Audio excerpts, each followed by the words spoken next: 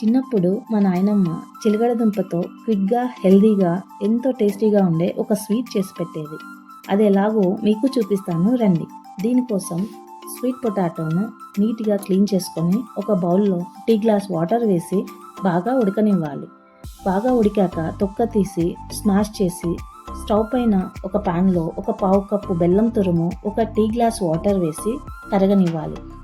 బెల్లం కరిగాక ఒక 2 యాలకల పొడిని ఒక స్పూన్ నెయ్యి వేసి కాస్త మరిగాక స్మాష్ చేసిన స్వీట్ పొటాటోను వేసి బాగా కలుపుకోవాలి.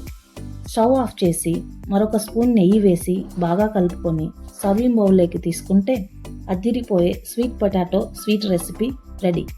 నచ్చిందా? మీరు కూడా మీ ఇంట్లో వాళ్ళకి ట్రై చేసి పెట్టండి. ఎలా ఉందో కామెంట్ బాక్స్లో చెప్పండి.